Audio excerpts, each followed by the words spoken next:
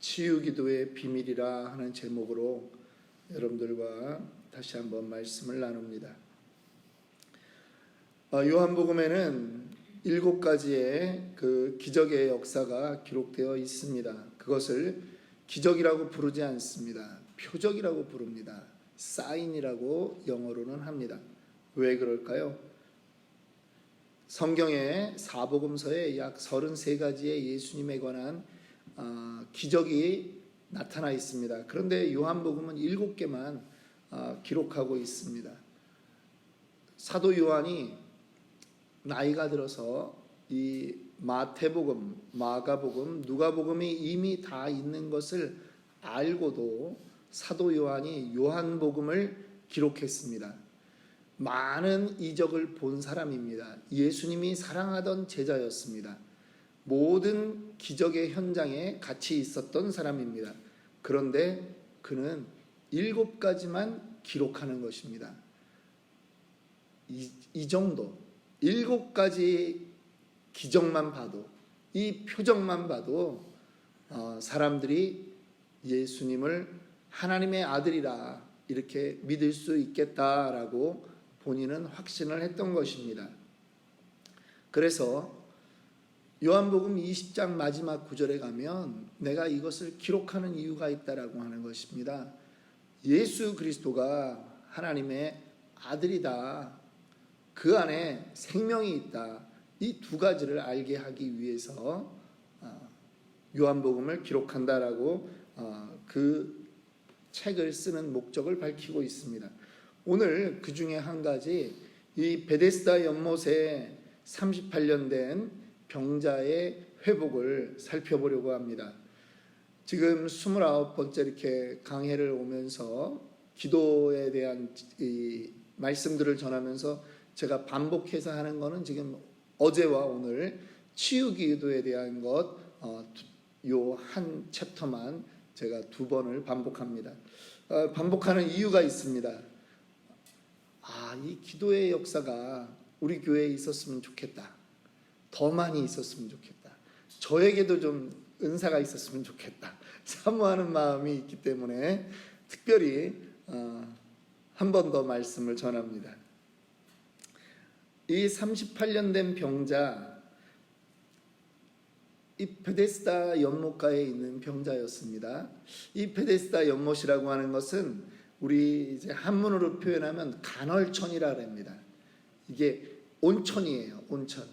크지 않은 곳인데 이 스프링이 이게 갑자기 팍 치솟을 때가 있는 거죠. 옐로스톤 가보셨어요?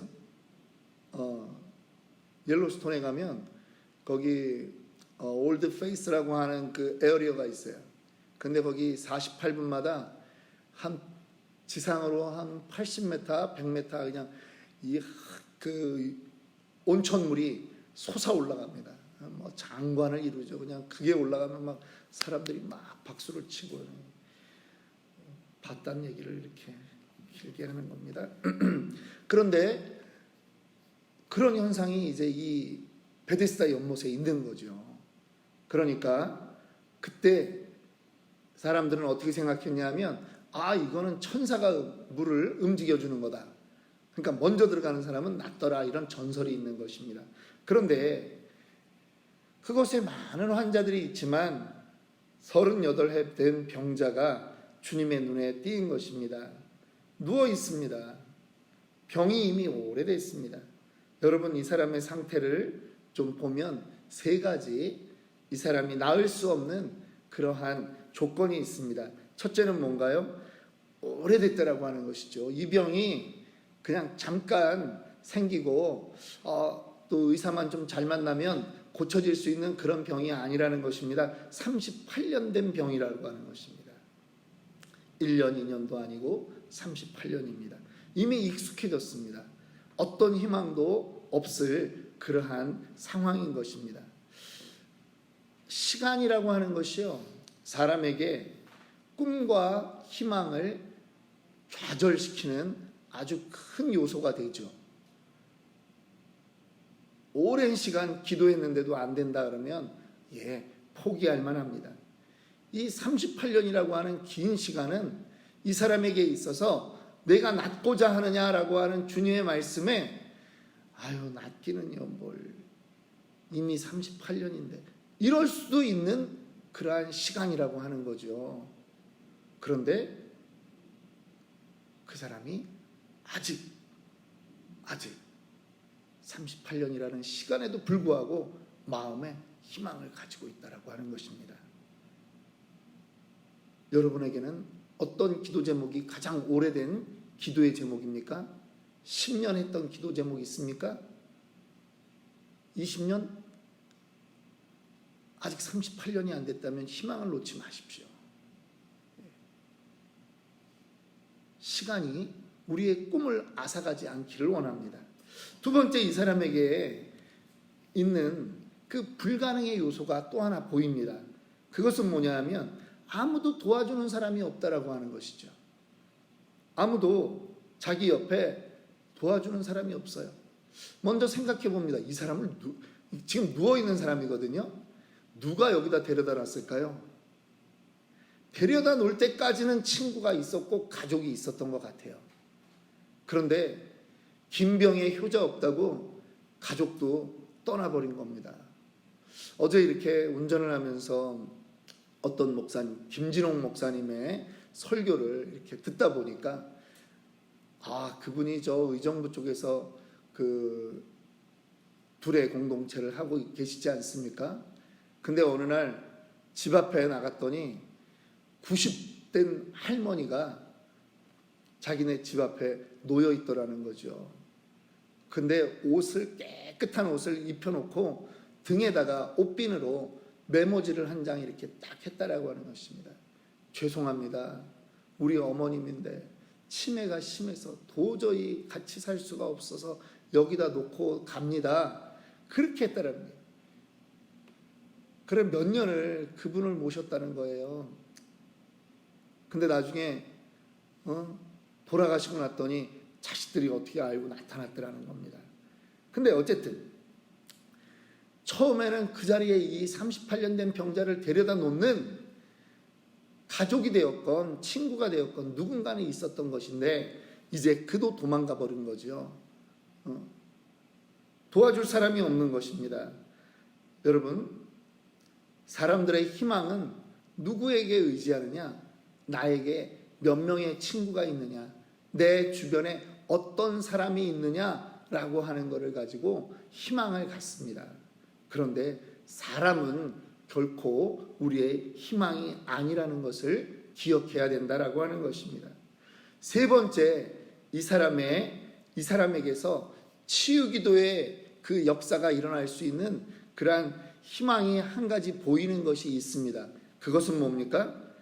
이 사람 삶에는 다른 대안이 없다라고 하는 거예요. 주님 외에는 다른 대안이 없다라고 하는 것이 이 사람이 나을 수 있는 근거가 된다라고 하는 것입니다. 이거는 억지로 찾아보니까 그렇다라고 하는 거지 성경에 그렇게 말하고 있는 건 아니에요. 눈으로 제가 한참 찾아보니까 이렇다라고 하는 거예요. 웃으라고 그래도 안 웃고. 삼박자가 갖추어진 사람입니다. 오랜 병이라서 희망이 없고 주변에 돕는 사람이 없어서 희망이 없고 그런데 결국은 그 불가능의 모든 것이 결국은 주님밖에 잡을 게 없다라고 하는 결론을 내립니다. 저는요 목회를 하면서 사실은 미국에 오면서요 중국 생활은 다 잊어버려야지 그러다가 사실은 가장 많이 생각하는 게 저의 중국 생활입니다. 사실 여러분들한테 좀 힘들 수 있어요. 목사가 맨날 중국 얘기만 하더라도 가보지도 않은 중국 얘기를 그렇게 하니까 얼마나 짜증나시겠습니까? 또 뭐 중국에서 뭐 사업할 때 뭐 잘했다고 지자랑이나 하고 있으니 얼마나 역겹겠습니까? 그런데요 여러분 죄송해요. 제 청춘을 다 바쳤어요. 18년 청춘을 거기서 살았는데 거기서 하나님이 찌질했던 조준민에게 하나님이 해준 게 있으니까 제가 놓치고 싶지 않은 거예요.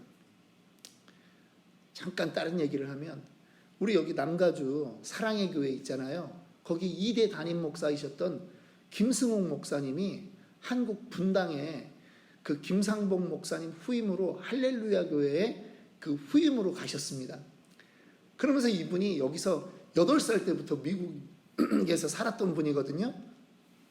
8살 때부터 살아가지고 40 중반에 할렐루야 교회 50이 거의 다 돼서 한국의 그래도 큰 교회로 갔는데, 예화를 들면 이분이 어디 예화를 들겠어요? 미국에 살았던 예화를 드는 거죠. 자기 평생을 미국에 살았는데. 근데 이제 성도들이 불만이 있다고 자꾸 올라온 거야, 사무실로. 미국 얘기 좀 그만해라, 역겹다. 응? 미국 얘기 좀 그만해라. 그 이분이 어느 날 설교 시간에 그러시더라고. 여러분, 제가 평생을 미국에 살았는데 어떻게 딴 얘기를 하냐고. 여러분, 저는 그래도 한국에 30년 살았고 중국에 거의 18년밖에 안 살았으니까 그 정도 하니까 이해하세요. 근데 저는 잊지 않으려고 하는 거죠. 왜냐하면 객지에 떠나가지고 처음으로, 저 막내로 자랐잖아요. 부모님 밑에서만 살았잖아요. 그러다가 객지에 혼자 놓여졌는데 거기서 내가 하나님을 붙잡은 거죠. 그러니까 하나님이 주도 면밀하게 나를 인도하시는 그거를 내가 놓치면 안 되겠다는 거지. 지금도 목회를 하면서. 왜? 그때 함께 하셨던 하나님이 지금도 함께 하시니까. 그때 나를 인도했던 하나님이 변치 않고 지금도 나를 인도하심을 믿으니까. 그래서 여러분 이해해 주시기를 바라요. 제가요, 제 인생을 돌아보면서 이 38년 된 병자가 나였구나. 그거를 제가 말씀 준비하다가 이제 보는 거죠. 뭐냐? 제가 왜 사업을 시작하게 되었느냐? IMF가 된 거예요. 그 당시에는 어땠냐면요, IMF 바로 전까지만 해도 한국에서 100만 원을 보내주면 80만 원을 보내주면 1000불이에요. 그러면 1000불이면 중국 4년제 좋은 대학 나온 엘리트의 1년 월급이에요. 그러니까 우리가 거기서 1000불만 있어도 한 달이 아니라 몇 달을 누리면서 쓰는 거예요. 그냥 그 당시에 한국 관광객들이 아주 흥청망청이었어요. 그런데 IMF가 딱 터진 거예요. 한국에서 돈을 보내줬는데 절반밖에 안 되는 거예요. 반토막이 나는 거예요. 그 다음에 중국 사람들 수준은 이만큼 올라가 버리는 거예요. 그러니까 제가 경제적으로 너무 어려웠어요. 그런데 또 아버님이 또 뇌경색으로 쓰러지신 거예요. 그러니까 생활비를 받을 때 맨날 누구한테 전화해야 돼? 우리 큰형수님한테 전화해서 좀 보내주세요. 얼마나 자존심이 상해. 나이가 지금 30이 넘어가지고 말이야. 그래서 결국 어쩔 수 없이 제가 애들을 가리키는 걸 하다가 사업을 하게 된 거예요. 그런데 그것도 목돈이 없잖아요. 누님께 돈을 빌렸어요. 200만 원 보내달라고. 책상은 사야 되니 책상하고 의자하고 칠판은 사야 되잖아요. 그 다음 렌트비 조금 내야 되잖아요. 우리 누나가 만약에 저한테 200만 원을 안 빌려주고 2억을 빌려줬으면 내가 왜 사업을 하겠어요? 계속 공부를 하지. 그리고 사실은 그때 다른 데서 알바하다가 제가 잘렸었어요.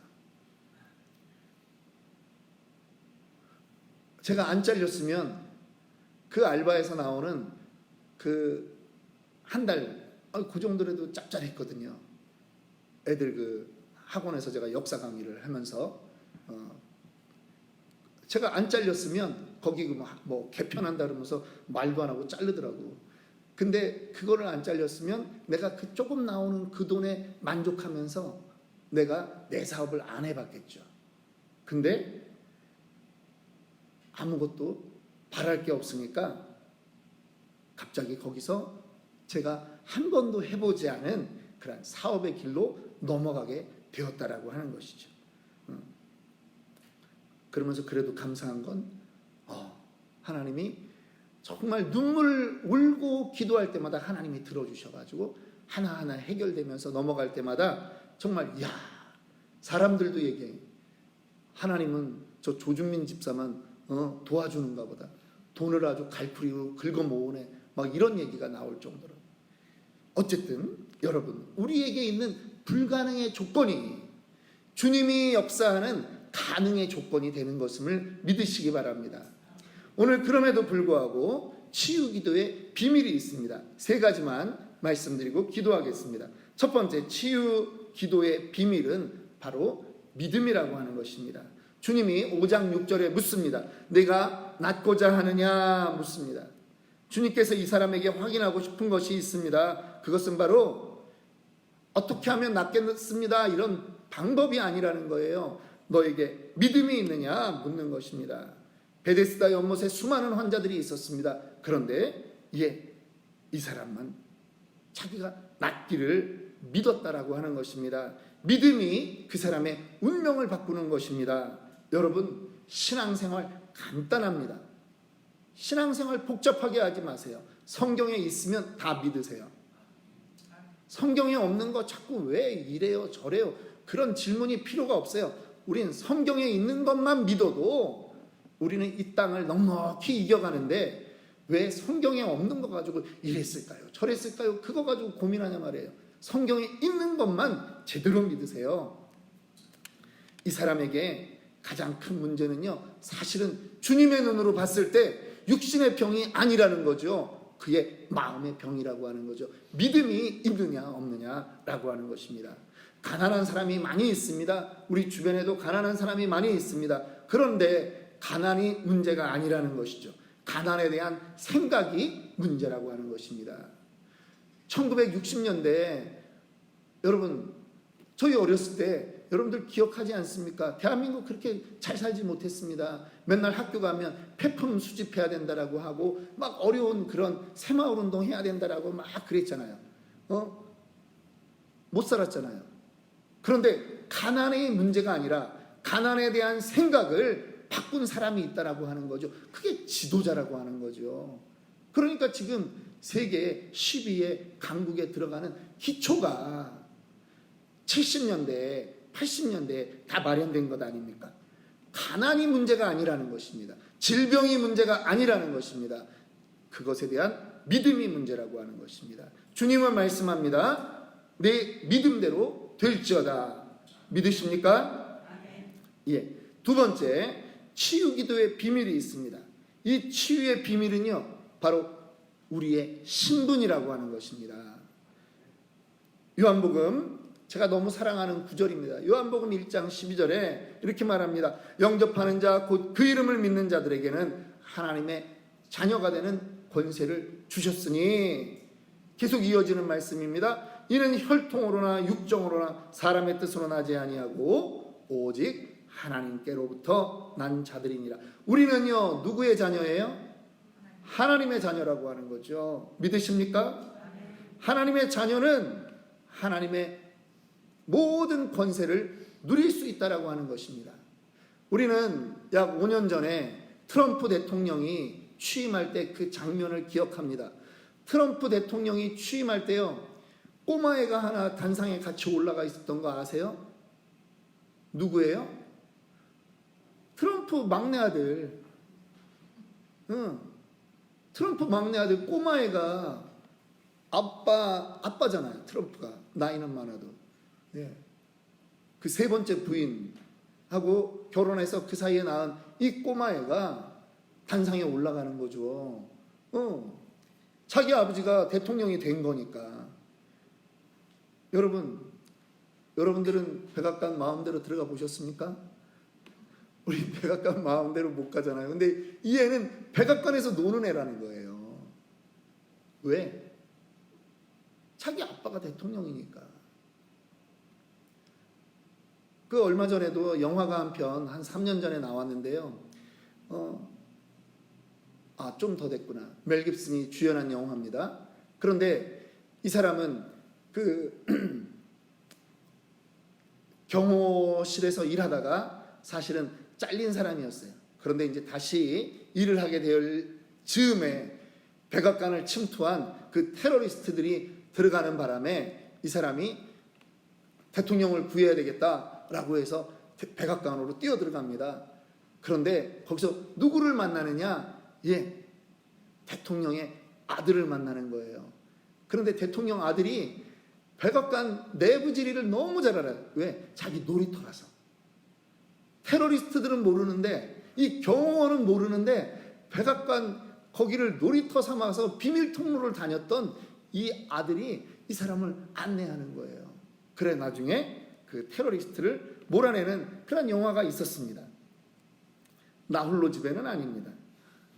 그런데 어쨌든 이 치유기도의 두 번째 비밀은 바로 우리의 신분이 무엇이냐라고 하는 거죠. 하나님의 자녀라면 간구할 수 있는 권리가 있다라고 하는 것입니다. 세 번째, 치유기도의 비밀이 있습니다. 치유의 비밀은 주님의 뜻에 달려 있는 것입니다. 요한 3서 1장 2절 말씀입니다. 사랑하는 자여, 내 영혼이 잘된 같이 내가 범사에 잘되고 강건하기를 내가 간구하노라. 이게 주님의 마음이라고 하는 거죠.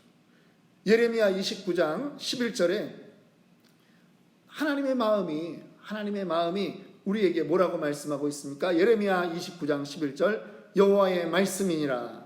너희를 향한 나의 생각은 내가 아나니 평안이요 재앙이 아니니라. 너희에게 미래와 희망을 주는 것이니라. 믿으십니까? 하나님이 우리에게 재앙을 주시려고 하는 게 하나님의 목적이 아니라고 하는 것입니다. 무엇을 주려고 하는 거예요?